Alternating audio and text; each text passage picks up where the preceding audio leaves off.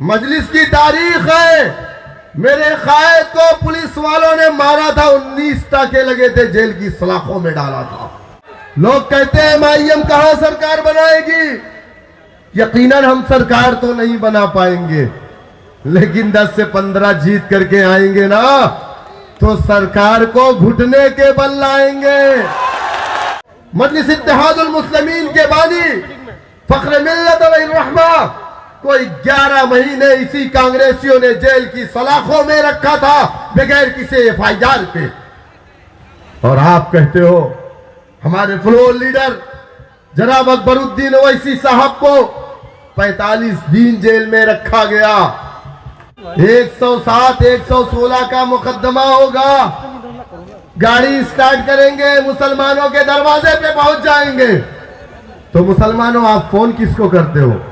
Master साहब को, professor साहब को, डॉक्टर साहब को, किसको करते हो? सियासतदान को करते हो। मैंने कहा ना कि जमहूरियत की सबसे बड़ी ताकत सियासत है। अगर आज बीजेपी के वो जोकर बाहर हैं जो हमारे आका की शान में गुस्ताखी करते हैं, तो उसकी सिर्फ और सिर्फ एक वजह है कि उनके ऊपर उनकी पुष्टपनाही कौन कर रहा है? सियासी जमात कर रही है। लेकिन आप बताइए, 27% जेल की सलाखों में, 14% देश के अंदर, ये नाइंसाफी के खिलाफ अगर मेरे कायद बोलते हैं तो तुम कहते हो बीजेपी की बी टीम है। ना बोला जाए, खामोश रहे। कौन बोलेगा? किसी ने मुझसे कहा, शौकत साहब आप सिर्फ मुसलमानों की बातें क्यों करते हैं? मैंने कहा बिल्कुल करूंगा। लोग क्यों नहीं करते मुसलमानों की बातें? इसलिए हम करते हैं, मजलिस इत्तेहादुल मुस्लिमीन करती है। अगर बाइक से 3 लोग गिर जाएं और उसमें सबसे ज्यादा जो जख्मी होगा, पहले अस्पताल उसी को पहुंचाया जाएगा ना। जिसको चोटी नहीं लगी उसको अस्पताल क्यों? तो सच्चर कमेटी, रंगनाथ मिश्रा कमीशन की रिपोर्ट है, मुसलमान दलित से बदतर अपनी जिंदगी को गुजार रहा है। हम आवाज नहीं उठाएंगे तो कौन आवाज उठाएगा? क्योंकि कुरान ने कहा इन्नमल मुमिनून इख्वा, मेरे आका ने कहा तुम मुसलमान एक जिस्म वाहिद की तरह हो।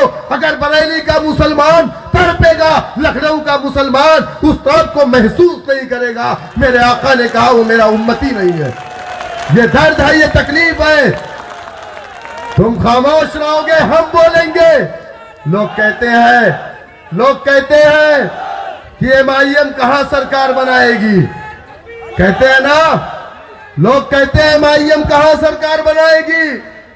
यकीनन हम सरकार तो नहीं बना पाएंगे, लेकिन 10 से 15 जीत करके आएंगे ना, तो सरकार को घुटने के बल लाएंगे। वो सरकार बबुआ की हो, बुआ की हो, या फिर बाबा की हो। उत्तर प्रदेश की विधानसभा में अगर विकास की बात होगी तो सबकी होगी, और अगर मुसलमानों की नहीं होगी तो किसी के विकास की बात नहीं होगी। ये करेंगे हम। 540 के बीच में आपने देखा ना, ट्रिपल तलाक पर कौन बोला? मेरे कायद ने बोला। मेरे कायद मजलिस इत्तेहादुल मुस्लिमीन के मेंबर ऑफ पार्लियामेंट है। इसलिए मुसलमानों के मसाइल पर, दलितों के मसाइल पर, पिछड़ों के मसाइल पर मजलिस इत्तेहादुल मुस्लिमीन आजादी देती है तुम्हें उन मजलूमों के खिलाफ आवाज उठाना जिनके साथ जुल्म हो रहा। उन्नाव पे कौन बोला? फैसल को मार दिया था, याद है ना? तरकारी बेचने वाला फैसल पुलिस कस्टडी में मार दिया गया। सब खामोश, कोई फैसल नाम नहीं लिखता। अखिलेश यादव नहीं गए, गोरखपुर में गुप्ता जी को मार दिया। अखिलेश यादव 20 लाख का चेक दिए और फैसल को मारा गया, नाम भी नहीं लिए।